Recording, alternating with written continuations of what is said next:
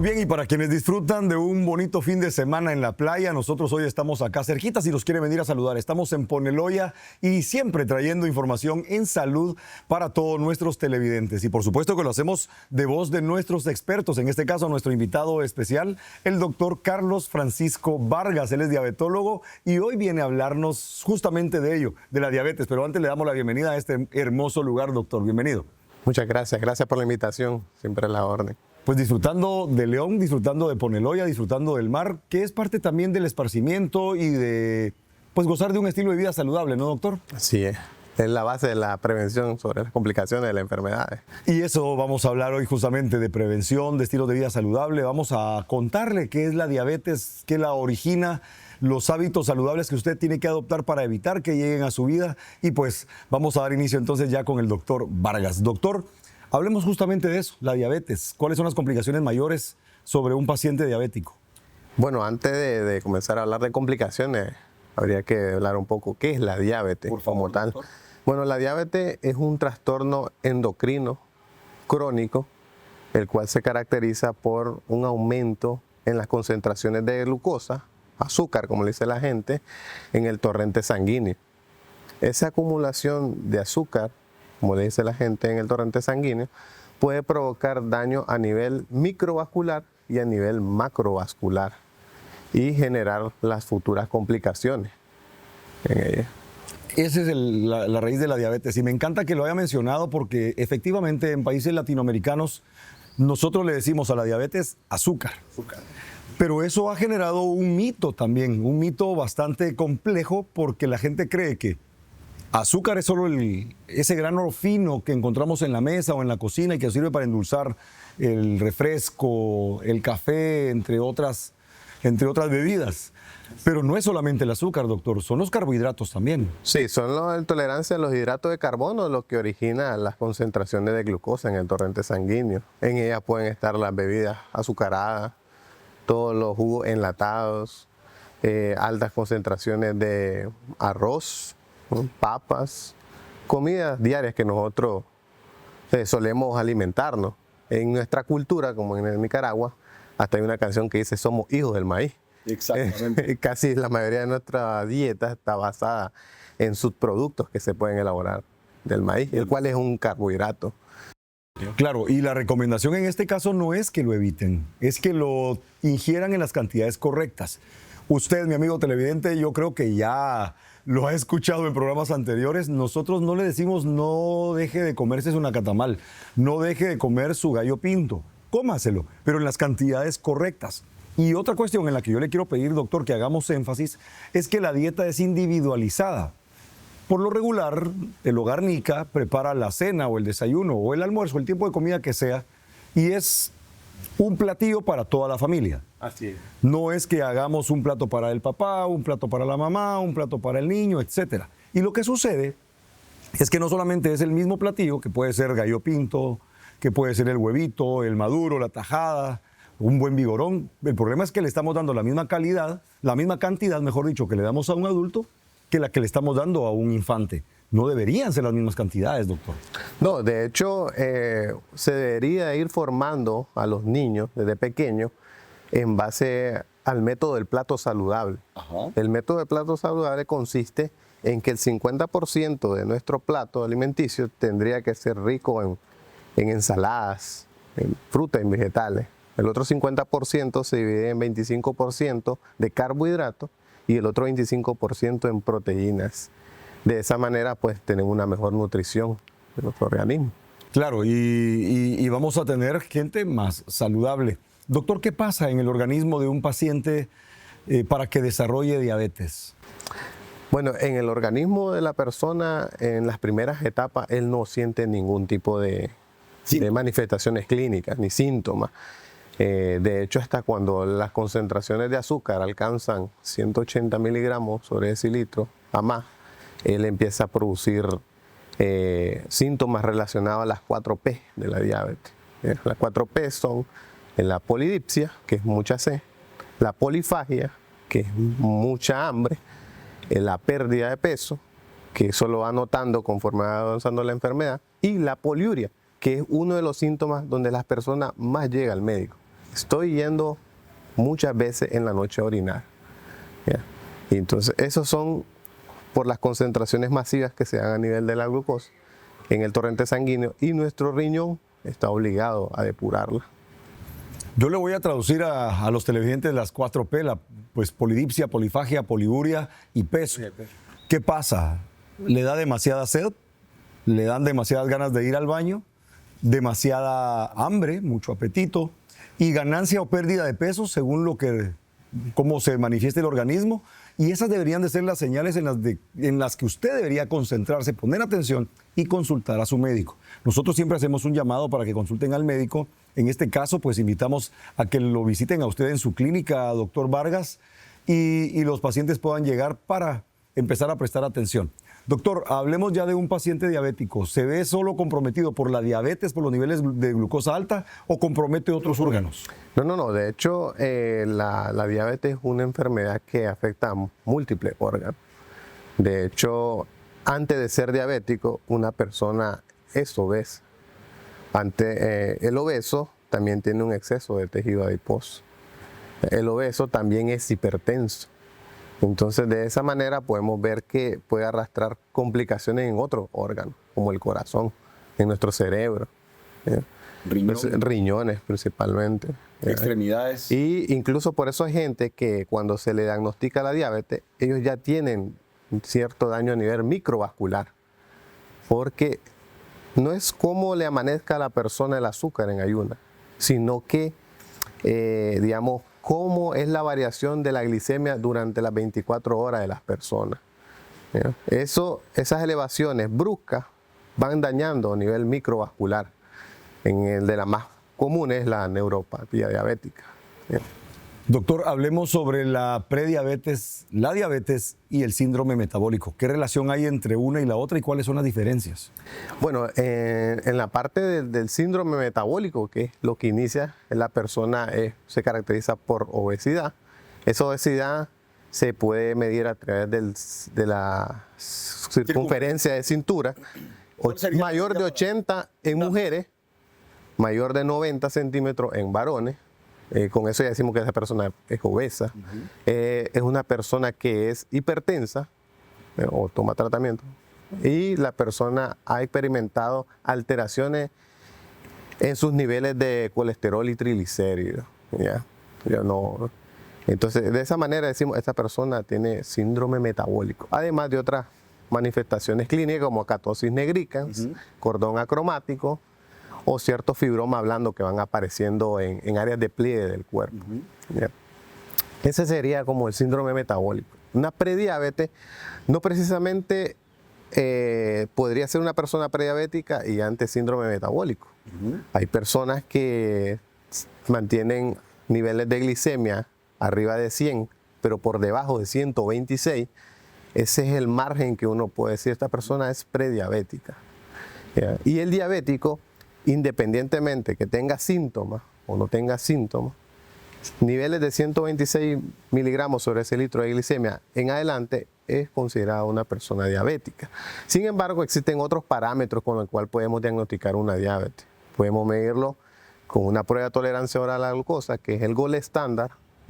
Eso es someter a un estrés a nuestro páncreas, el responsable de secretar nuestra insulina, y de esa manera hidrolizar los hidratos de carbono para que no se acumulen en sangre.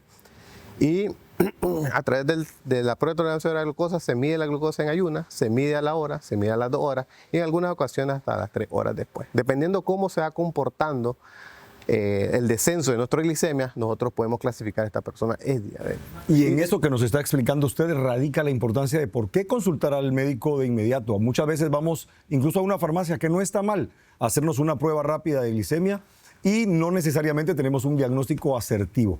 Yo le pido a usted que no se despegue de su televisor. Nosotros vamos a consejos de salud, pero regresamos con más a los investigadores médicos.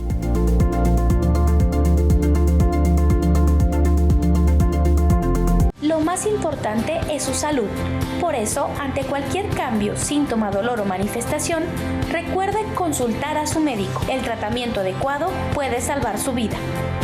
La prevención hace la diferencia.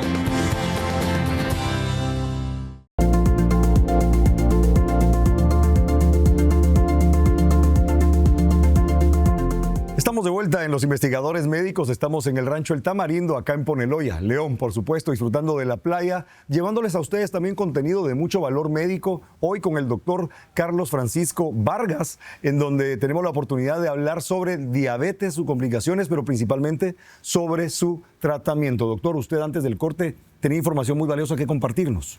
Así estamos hablando acerca de los métodos diagnósticos que podemos hacer para diagnosticar la diabetes.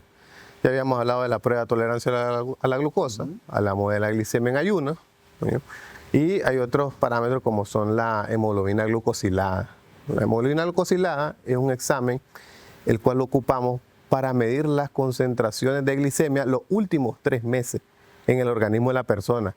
Y muchas personas se preguntan que cómo se hace eso, cómo puedo medir algo que ya me comí, como algo que ya depuré.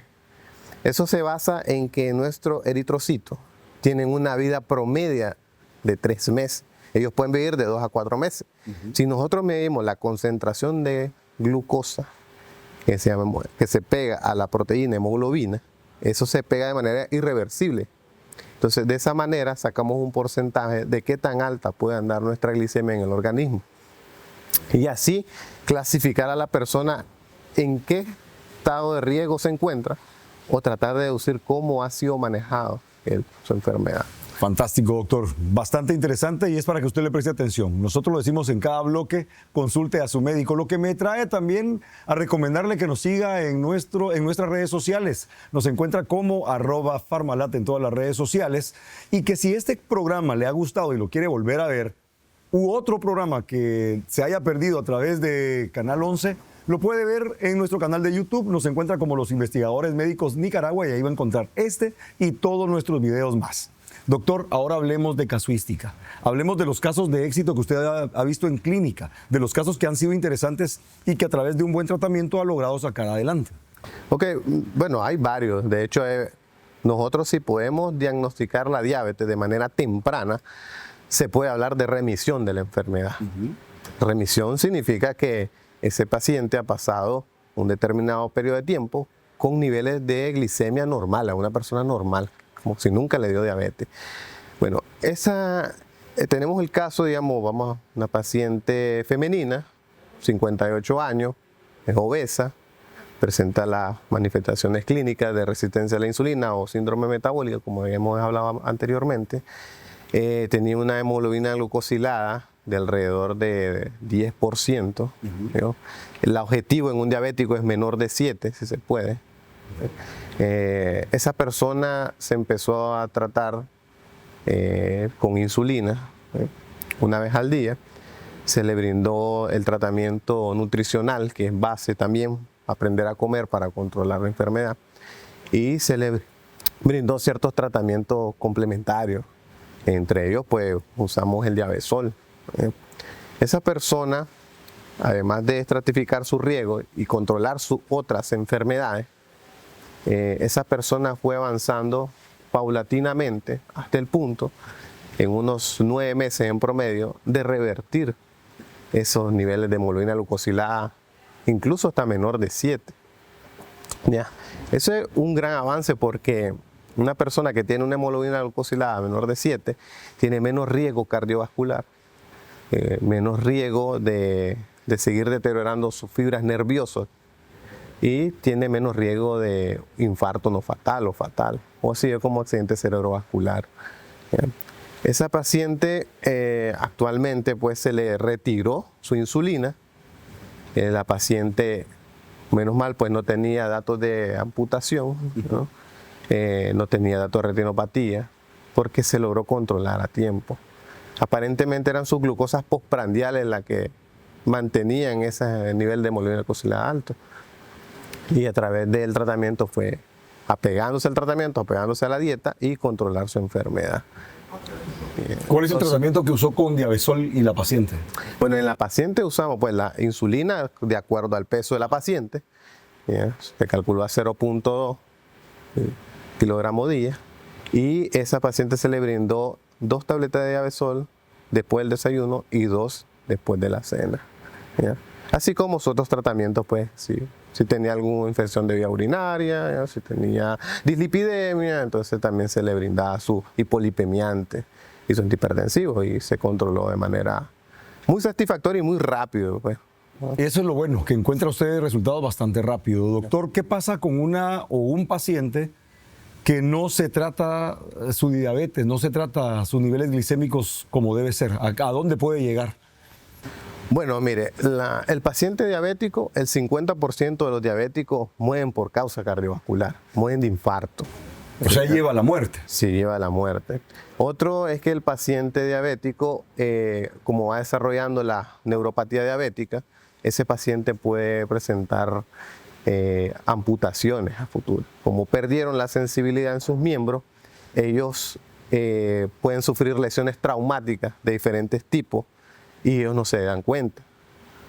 Al momento en que ellos se pueden dar cuenta, ya llevan un determinado tiempo expuestos a bacterias en el ambiente y eso va condicionando absceso y destrucción de su tejido tanto tisular como a nivel óseo, lo cual lo conllevan pues a unas amputaciones. ¿Ya? Ellos van perdiendo sus extremidades, van perdiendo la vista, van sufriendo enfermedad renal crónica asociada a la diabetes. ¿Ya? Y su deterioro es paulatino y bueno, difícilmente se puede controlar ya a niveles muy avanzados de su enfermedad. Porque uno puede llegar a controlar después los niveles de azúcar, pero el daño a nivel crónico es irreversible. La retinopatía es irreversible. La retinopatía es irreversible, la neuropatía es irreversible, el remodelamiento cardíaco que sufre también es irreversible, placas de ateromas que se pueden acumular en los miembros inferiores arteriales también es irreversible, y como va combinado con su neuropatía, ellos no se dan cuenta a veces que sufren trombosis. Que tienen problemas ahí que podrían llegar, como lo decía usted, a una amputación, a diálisis y en conclusión a la muerte. Así que hay que prestarle atención. Doctor, ¿algún otro caso con un paciente masculino? Bueno, hay otro paciente que estamos viendo, tiene 66 años actualmente. El paciente tiene alrededor de 20 años de evolución de su diabetes. Nunca ha sido controlada de manera rigurosa y constante. El paciente usaba esquemas de insulina a nivel, le damos prandial, en bolo, con insulina cristalina, y usaba insulina NPH. Pero él nunca fue revisado ni monitoreado cómo amanece su glicemia en tales concentraciones a nivel del esquema que se le dejó, y se le hizo un reajuste a la dosis de insulina.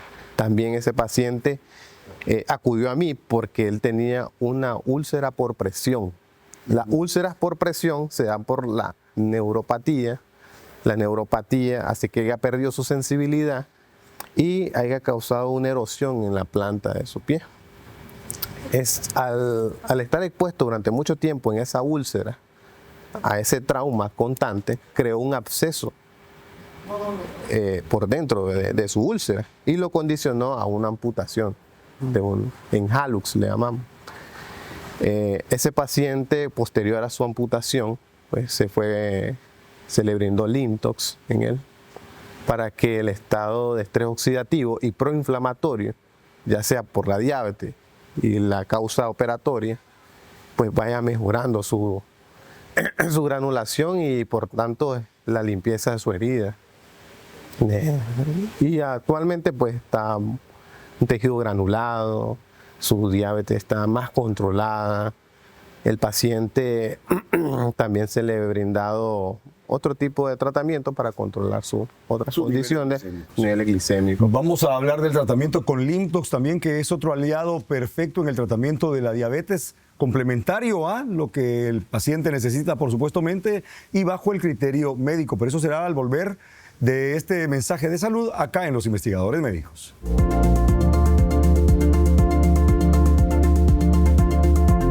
Lo más importante es su salud.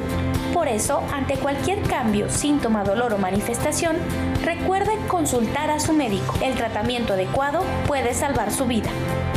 La prevención hace la diferencia.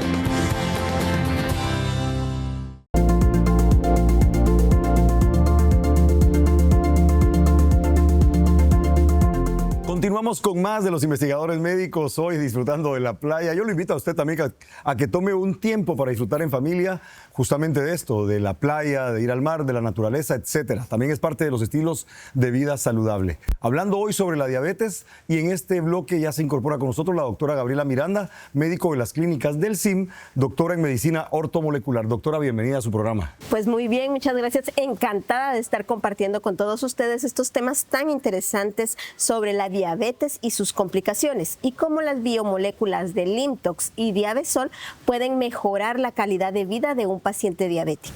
Y justamente de eso estábamos hablando, doctora Miranda, de cómo el doctor Vargas ha incorporado Diabesol y en este caso que nos mencionaba de su paciente masculino, el uso de Limtox. Doctor, ¿cuál fue el tratamiento que utilizó con su paciente?